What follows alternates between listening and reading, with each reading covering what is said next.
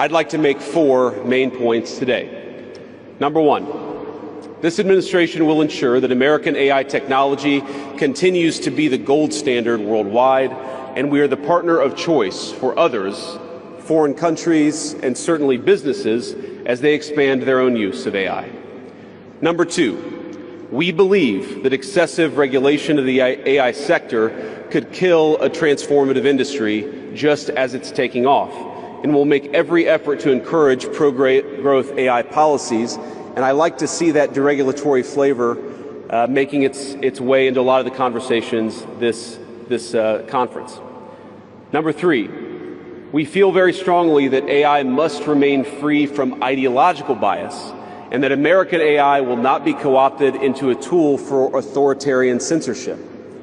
And finally, number 4, the Trump administration will maintain a pro-worker growth path for AI, so it can be a potent tool for job creation in the United States. And I appreciate Prime Minister Modi's point.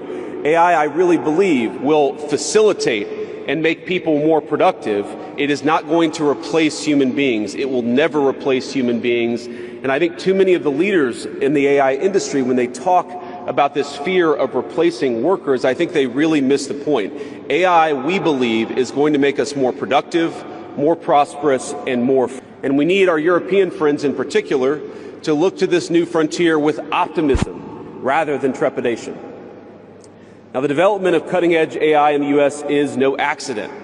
By preserving an open regulatory environment, we've encouraged American innovators to experiment and to make unparalleled R&D investments. Of the $700 billion, give or take, that's estimated to be spent on AI in 2028, over half of it will likely be invested in the United States of America. The Trump administration is troubled by reports that some foreign governments are considering tightening the screws on U.S. tech companies with international footprints. Now, America cannot and will not accept that, and we think it's a terrible mistake, not just for the United States of America, but for your own countries. The U.S. innovators of all sizes already know what it's like to deal with onerous international rules. Many of our most productive tech companies are forced to deal with the EU's Digital Services Act and the massive regulations it created about taking down content and policing so-called misinformation. And of course, we want to ensure the internet is a safe place, but it is one thing to prevent a predator from preying on a child on the internet, and it is something quite different to prevent a grown man or woman from accessing an opinion that the government thinks is misinformation. In the U.S., we had AI image generators trying to tell us that George Washington was black, or that America's doughboys in World War I were in fact women. Now, we laugh at this now, and of course it was ridiculous, but we have to remember the lessons from that ridiculous moment. And what we take from it is that the Trump administration will ensure that AI systems developed in America are free from ideological bias and never restrict our citizens' right to free speech. We can trust our people.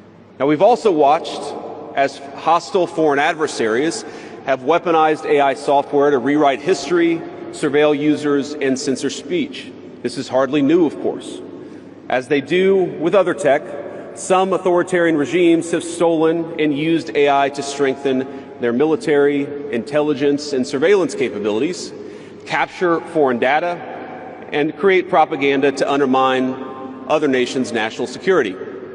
I want to be clear. This administration will block such efforts, full stop. We will safeguard American AI and chip technologies from theft and misuse. And I would also remind our international friends here today that partnering with such regimes, it never pays off in the long term. From CCTV to 5G equipment, we're all familiar with cheap tech in the marketplace that's been heavily subsidized and exported by authoritarian regimes. But as I know, and I think some of us in this room have learned from experience, partnering with them means chaining your nation to an authoritarian master that seeks to infiltrate, dig in, and seize your information infrastructure.